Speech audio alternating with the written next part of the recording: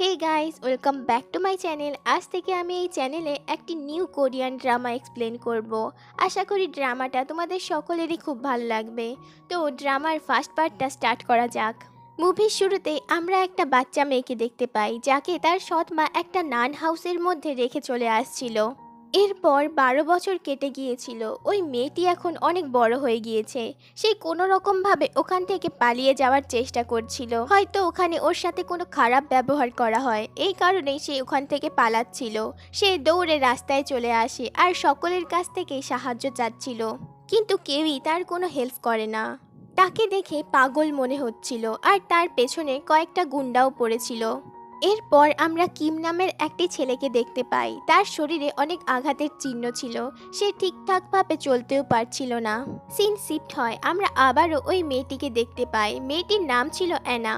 সে রাস্তায় দৌড়াতে দৌড়াতে কিমের সাথে ধাক্কা খায় আর তার পায়ে পড়ে তার হেল্প করার জন্য বলে, কিন্তু আমাদের মেন লিড কিম সে নিজেই কারুর কাছ থেকে বেঁচে পালাচ্ছিল। সে তাই অ্যানাকে কোনো হেল্প করে না আর তার পেছনে পেছনে আসার জন্য তাকে মানা করে, কিন্তু অ্যানা তার কোনো কথাই শোনে না। সে তখনও তার কাছে হেল্প চাইছিল আর তখনই সেখানে সেই গুন্ডাটা চলে আসে যে অ্যানার পেছনে পড়েছিল। কিম সেখান থেকে চলে যায় আর অ্যানা একটা পিলারের পেছনে গিয়ে লুকিয়ে পড়ে, কিন্তু অ্যানা এখন অনেক ভয় পেয়েছিল আর দৌড়ানোর কারণে সে অনেক হাঁপাচ্ছিল আর তার নিঃশ্বাসের শব্দ শুনেই গুন্ডাটা তাকে ধরে ফেলে। সে তাকে তার সাথে ফিরে যাওয়ার জন্য বলে, কিন্তু অ্যানা এখন রাজি হচ্ছিল না। তাই গুন্ডা জোর করেই তাকে নিয়ে যেতে থাকে আর তখনই সেখানে এন্ট্রি হয় আমাদের হিরো কিমের। কিম অ্যানাকে সেখান থেকে সরে যেতে বলে সেই গুন্ডাটার সাথে ফাইট করতে থাকে। তাদের দুজনের মধ্যে খুব জবরদস্ত একটা ফাইট চলছিল। এরপর ফাইনালি কিম গুন্ডাটাকে মেরে ফেলে। এরপর সে সেই গুন্ডাটার আইডি কার্ড দেখে অবাক হয়ে যায়, কারণ কিম এতক্ষণ যাকে গুন্ডা ভাবছিল সে আসলে একজন পুলিশ অফিসার। সে আগের থেকেই কারুর কাছ থেকে পালাচ্ছিল আর এখন আবার নতুন করে একটা পুলিশের ঝামেলায় পড়ে গেল। এই সব ভেবে সে সেখান থেকে চলে যাচ্ছিল, কিন্তু তখনই তার কাছে অ্যানা চলে আসে। সে তার কাছে রিকোয়েস্ট করতে থাকে, তুমি আমায় আমার ফ্যামিলির কাছে পৌঁছে দাও, তারা তোমায় অনেক টাকা দেবে। কিম সরাসরি তাকে না বলে দেয়, কারণ সে নিজেই একটা খুব বড় ঝামেলার মধ্যে ছিল। সে অ্যানাকে তার পেছনে আসতে না বলে সেখান থেকে চলে যাচ্ছিল, কিন্তু তখনই সেখানে দুজন পুলিশ অফিসার চলে আসে। অফিসাররা প্ল্যাটফর্মে হওয়া ফাইট সম্পর্কেই তাদেরকে জিজ্ঞেস করতে এসেছিল। সেখানে কিম অ্যানাকে সেখান থেকে চলে যেতে বলে আর নিজেই তাদের সাথে কথা বলতে থাকে আর সময় বুঝে তাদের দুজনকে মেরে সেখান থেকে পালিয়ে যায়। এদিকে আমরা দেখি অ্যানাকে অন্য একটি লোক ধরে ফেলেছিল। সে কিমকে সেখান থেকে যেতে দেখে আবারও হেল্প হেল্প বলে চিৎকার করতে থাকে, কিন্তু ওই লোকটি কিমকে বলে আমি পুলিশের লোক আর সে তাকে এখান থেকে যেতে বলে।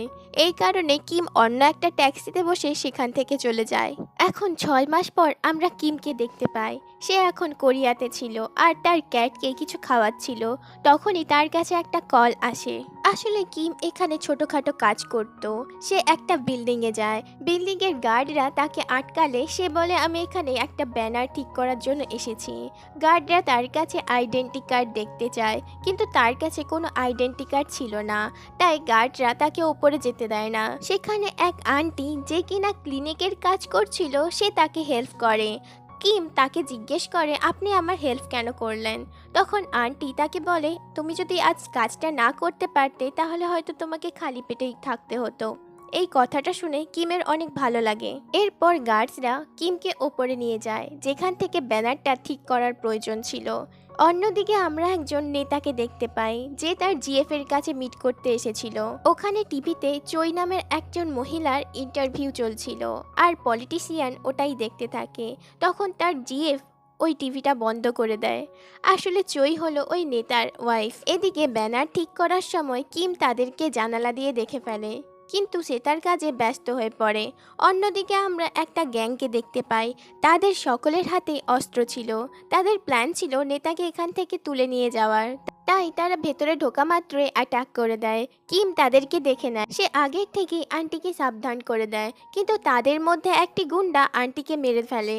এটা দেখে কিম অনেক রেগে যায়, সে কাঁচ ভেঙেই ভেতরে চলে আসে আর গুন্ডাদের সাথে ফাইট করতে থাকে। তখনই সেখানে পুলিশরা চলে এলে গুন্ডারা সবাই পালিয়ে যায়। অন্যদিকে চোয়ের ইন্টারভিউ তখন শেষ হয়ে গিয়েছিল। এদিকে পুলিশের লোকেরা ভেতরে সমস্ত কিছুই সামলে নেয়। তারা নেতাকে সেফলি সেখান থেকে নিয়ে যায়। কিম আন্টিকে একটা অ্যাম্বুলেন্সে তুলে দিয়ে বাড়ি চলে যায়। নেতা তার ওয়াইফ অর্থাৎ চোয়ের কাছে যাচ্ছিল, সে তাকে গিয়ে বলে আজ যে ব্যানার ঠিক করার জন্য লোকটা এসেছিল ও আমাদেরকে দেখে ফেলেছে, তাই ওকে তুমি সামনে নাও। চই তাকে হ্যাঁ বলে অন্য একজনের ওপরে এই দায়িত্বটা দিয়ে দেয়।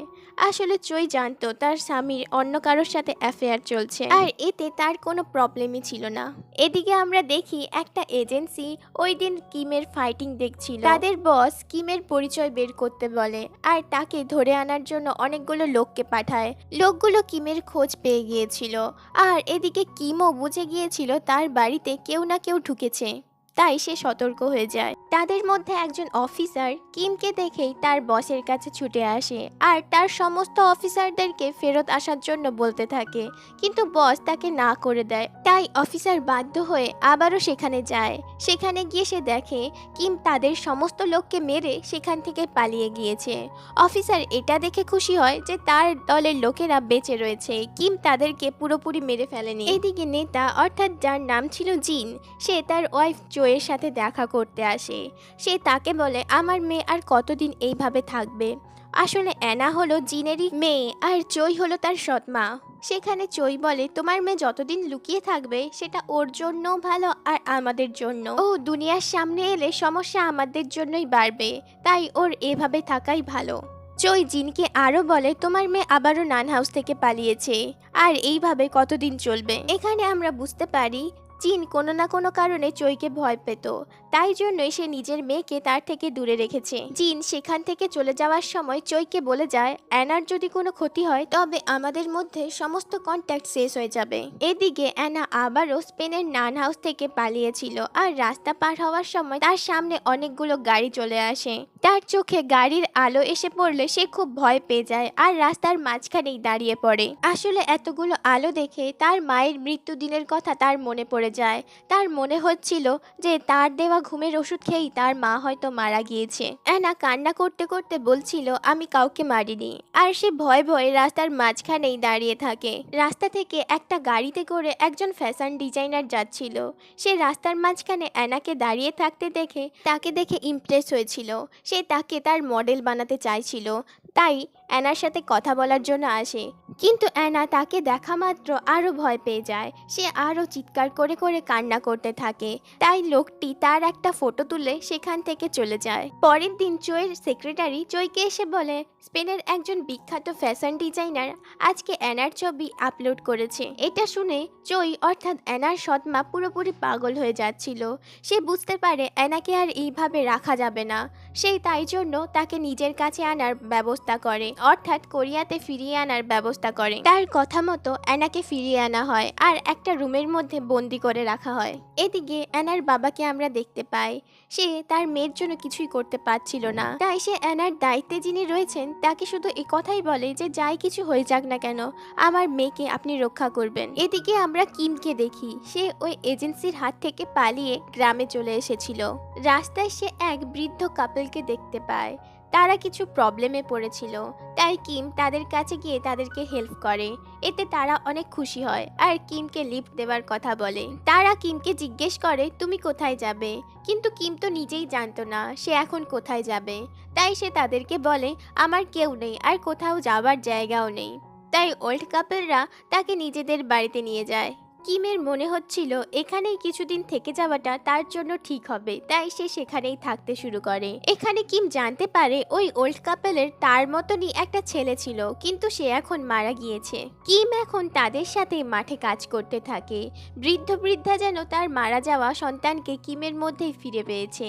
এদিকে আমরা দেখতে পাই এজেন্সি এখনো কিমকে খুঁজে চলেছে। কিম তার স্বপ্নের মধ্যে একটা ভিশন দেখে, সেখান থেকে আমরা বুঝতে পারি কিম হয়তো আগে আরবের কোনো স্পেশাল ফোর্সে ছিল। এদিকে এজেন্সির লোকেরা কিমকে ট্রেস করে সেই বাড়িতে চলে এসেছিল, আর কিমকে না পেয়ে সেই বৃদ্ধাকেই পুড়িয়ে মারতে যায়। কিন্তু তখনই সেখানে কিম চলে আসে আর তাদের সাথে ফাইট করতে থাকে। সে তাদেরকে জিজ্ঞেস করে, তোমরা কার কথায় আমাকে ধরতে এসেছো?